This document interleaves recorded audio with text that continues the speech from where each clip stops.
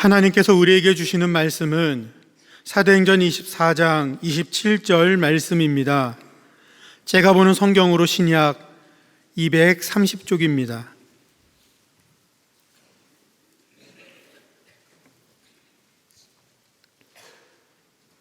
하나님의 말씀을 봉독하겠습니다. 이태가 지난 후 보로기오 베스도가 벨릭스의 소임을 이어받으니 벨릭스가 유대인의 마음을 얻고자 하여 바울을 구류하여 두니라. 아멘. 김동완 시인의 강이 풀리면이라는 시가 있습니다. 강이 풀리면 배가 오겠지. 배가 오면은 임도 탔겠지. 임은 안 타도 편지야 탔겠지. 오늘도 강가서 기다리다 가노라. 임이 오시면 이 설움도 풀리지. 동지 섣달에 얼었던 강물도 제 멋에 녹는데 왜 아니 풀릴까? 오늘도 강가서 기다리다 가노라. 시인은 사랑하는 임을 간절히 기다립니다. 강물이 풀리면 배가 오고 또 그 배에 사랑하는 임이 올 것을 믿고 있습니다. 혹시 임이 오시지 않아도 사랑의 편지는 올 것을 기대하며 오늘도 강가에서 배를 기다립니다. 사랑하는 임이 오시면 지금까지 겪었던 모든 설움도 얼었던 강물이 녹듯이 다 녹아질 것을 믿고 있습니다. 그래서 오늘도 강가에서 사랑하는 임을 기다립니다. 여러분은 지금 무엇을 기다리고 있는지요? 산다는 것은 기다림과 여행하는 것과 같습니다. 살아있는 모든 존재는 항상 무엇인가를 끊임없이 기다립니다. 새 생명이 태어나기 위해 엄마 뱃속에서 10달을 기다려야 합니다. 출생과 함께 엄마 아빠를 부르고 아장아장 걷기까지는 1년을 기다려야 합니다. 유치원에 가고 초등학교, 중학교, 고등학교, 대학을 진학하고 졸업하기까지 무려 20여 년을 기다려야 합니다. 대학을 졸업하고 취직을 하고 가정을 이루기까지 또 기다려야 합니다. 결혼 후에는 자녀를 기다리고 그리고 나이가 들면 죽음을 기다려야 합니다. 인생은 기다림으로 시작해서 기다림으로 끝납니다. 때로는 기다림은 있는데 그 기다림에 응답이 늦어져서 답답하고 괴로울 때도 있습니다. 그래도 기다리는 것이 있다는 것은 행복한 것입니다. 더 이상 기다릴 것이 없고 기대도 없고 희망도 없고 매일매일 지루한 삶의 연속이 되어 버린다면 그건 고통이고 불행한 삶이 되는 겁니다. 오늘 본문에 언급된 바울도 기다리는 것이 있었습니다. 자유의 몸이 되어 로마로 가서 복음을 전파하는 날을 기다렸습니다. 로마로 가기 전에 예루살렘에 들른 바울은 유대인들에게 잡혔죠. 그리고 매를 맞았습니다. 고소를 당했습니다. 그리고 바울을 살해하려는 40명의 비밀 암살 결사대가 조직되었습니다. 이 소식을 들은 천부장은 바울을 안전하게 벨릭스 총독이 있는 가이사라로 호송했습니다. 벨릭스 총독은 바울을 신문하기도 했고 바울을 초청하여 강론을 듣기도 했습니다. 그러나 바울에게 돈을 바라고 바울이 돈을 자기에게 주기를 바라고 시간만 끌었습니다. 바울에게 죄가 없다는 것을 알면서도 그렇게 구금해 둔 것입니다. 벨릭스는 유대인의 마음을 얻고자 그렇게 한 것입니다. 벨릭스 총독의 입장에서 생각해 보면 이해할 수 있겠죠. 유대인 지도자들을 최대한 자극하지 않으려고 바울을 계속 감금해 둔 겁니다. 만약 바울을 풀어주면 유대 땅 곳곳에서 폭동이 일어날지도 모릅니다. 또는 유대 지도자들이 로마로 가서 로마 황제에게 이 총독을 비난할지도 모릅니다. 그러하기에 그는 바울에게 잘못이 없다는 걸 알면서도 감옥에 두고 2년이라는 세월을 그렇게 보내게 했습니다. 그러다가 결국 로마로 벨릭스는 소환이 되어 이스라엘 땅을 떠나게 됐죠. 본문 27절입니다. 이태가 지난 후 보르기오 베스도가 벨릭스의 소임을 이어받으니 벨릭스가 유대인의 마음을 얻고자 하여 바울을 구류하여 두니라. 여기서 이태가 지난 후는 주 59년에서 60년경입니다. 벨릭스는 유대인들과 시리아인들의 분쟁을 아주 잔인하게 진압을 했습니다. 그거에 대한 불만이 유대 지도자들에게 가득 있었는데, 그래서 로마 황제에게 진정을 했죠. 결국 벨릭스는 로마 황제에게 소환이 되고 그 후임으로 베스도가 총독으로 부임한 겁니다.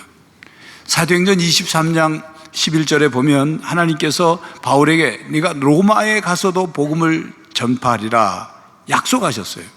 그런데 총독 벨릭스가 바울을 감옥에다 2년 동안 감금해 두고 그냥 그렇게 세월을 보내게 했던 거죠. 바울은 그 2년이란 세월 동안 참고 기다려야만 했습니다. 그 기간에 바울이 자신의 석방을 위해서 할 수 있는 일이라고는 아무것도 없었어요.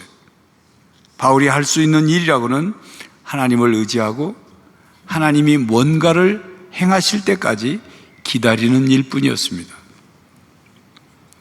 그럼에도 바울은 벨릭스 총독이 자신을 수감 생활을 하게 하는 그 2년이라는 세월 동안 벨릭스 총독이 더 이상 부르지 않을 때까지, 부르면 가서 벨릭스에게 하나님 말씀을 전했습니다.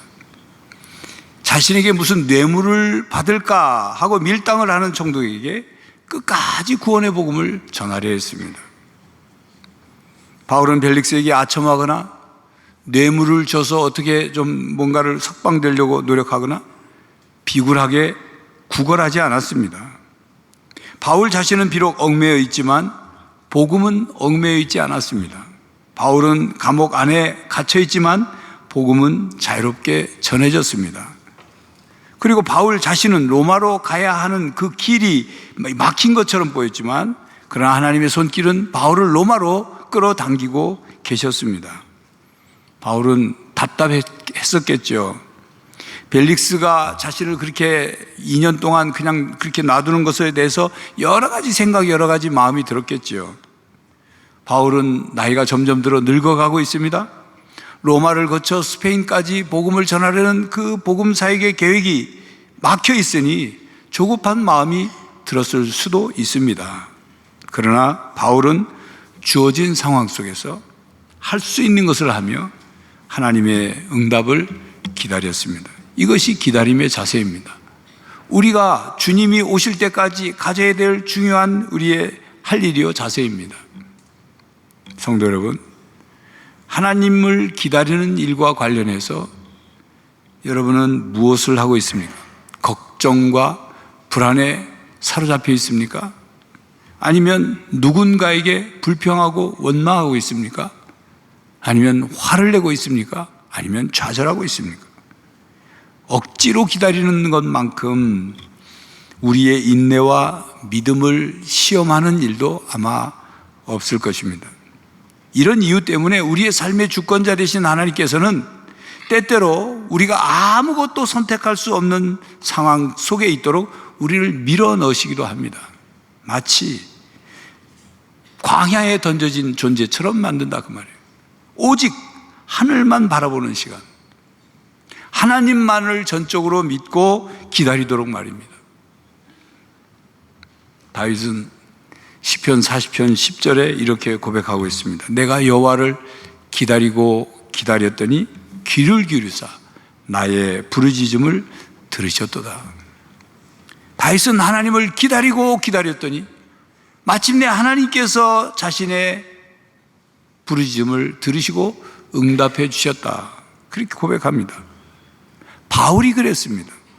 창세기에 보면 요셉이 그랬습니다. 요셉은 하나님께 자신의 삶을 전적으로 맡기고 자신의 고난과 억울함과 모든 그런 신앙의 그 삶 속에서 그가 신앙의 삶을 뚜벅뚜벅 걸어간 거예요.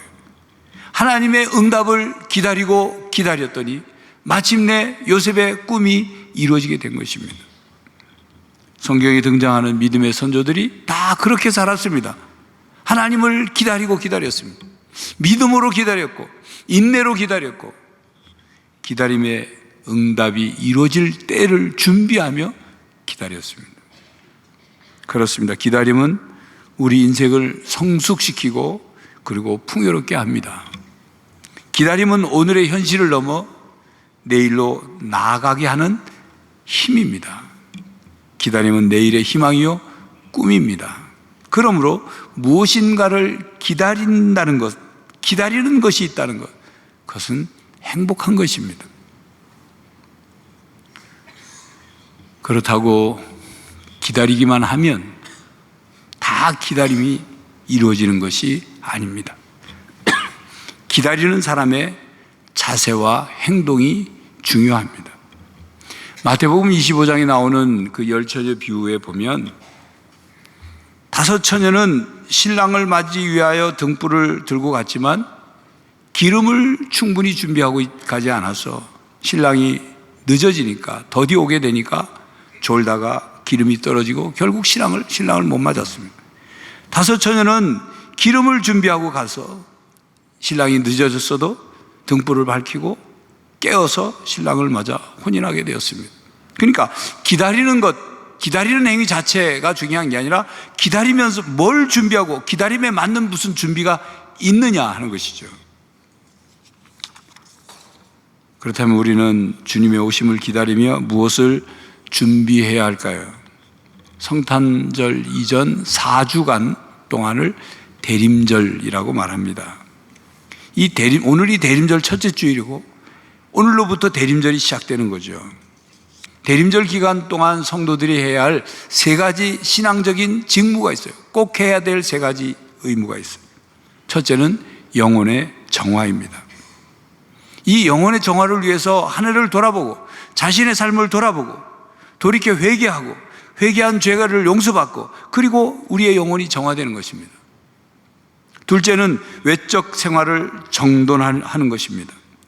회개하고 내면을 정화한 성도들이 내면만이 아니라 외적 생활도 정리정돈하는 거죠. 밀린 일들을 하거나 버릴 것을 버리거나 치울 것을 치우거나 그래서 책상을 정리하고 방을 정리하고 집안과 창고를 정리하고 뿐만 아니라 그동안 빚진 사랑의 빚을 갚는 시간을 갖는 것 혹은 금전적인 빚을 갚으려고 하는 것 그렇게 외적인 생활을 정돈하는 것입니다. 셋째는 주님을 향한 새로운 마음을 갖는 것입니다. 주님을 더욱 사랑하고 주님께 마음이 향할 수 있도록 주님께 더 가까이 갈 수 있도록 우리의 마음을 새롭게 갖는 것입니다. 여러분은 성탄을 기다리며 무엇을 준비하십니까? 무엇을 하며 성탄을 기다리십니까? 지난번 사마리안 포스에서 하는 크리스마스 선물 상자 보내기에 참여하신 것, 그것이 이에 해당될 것입니다. 여러분 개인이나 가정에서 할 수 있는 것이 있죠.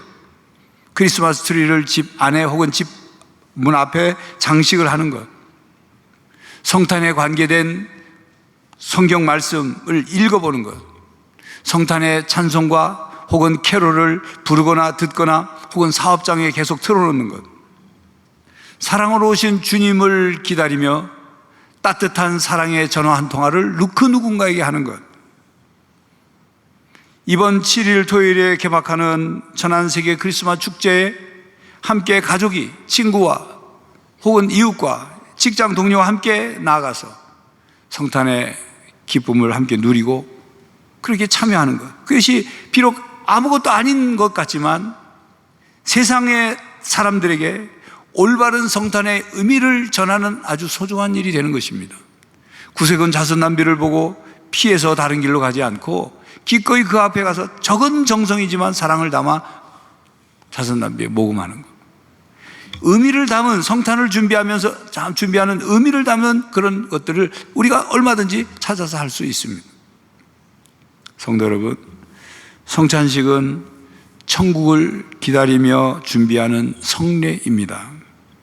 천국에서 맛볼 천국 잔치를 성찬을 통해서 그 잔치를 소망하면서 천국의 삶을 준비하는 거예요. 성탄을 기다리며 영원한 천국을 기다리며 성찬에 참여하시기 바랍니다. 또 성탄의 의미를 담은 그 무엇인가를 준비하며 그리고 그것을 이루며 대림절을 살아가는 성도들이 되시기를 간절히 바랍니다. 기도하겠습니다. 하나님, 주님이 이 땅에 오셨고 또 오늘도 오시며 또 다시 오실 주님을 기다리며 저희들 준비하며 기다리게 하시고 성탄의 의미를 담아 또 성탄의 신앙을 새롭게 깨달아 주님께 더 가까이 가기 위해 우리가 그 무엇인가를 하며 준비하며 기다리게 하여 주시옵소서. 그래야 세상에 주님의 성탄의 기쁨과 사랑과 그 뜻과 은혜를 드러내게 하시고 주께는 영광을 돌리게 하여 주시옵소서. 예수 그리스도의 이름으로 기도하옵나이다. 아멘. 성도 여러분, 무엇을 기다리며 사십니까? 주님의 오심을 기다리는 절기에 자신을 돌아보고 성탄의 의미에 맞는 준비를 하며 사시기 바랍니다. 주님을 향한 마음을 새롭게 가지시기를 바랍니다. 지금은 우리 주 예수 그리스도의 은혜와 하나님 아버지의 사랑과 성령 하나님의 교통하심이 성탄절을 기다리고 준비하며 마음을 새롭게 하고 또 성탄의 의미 있는 실천을 하며 살기로 다짐하는 모든 성도들과 가정과 삶의 현장 위에 이제로부터 영원히 함께 하시기를 간절히 축원하옵나이다. 아멘.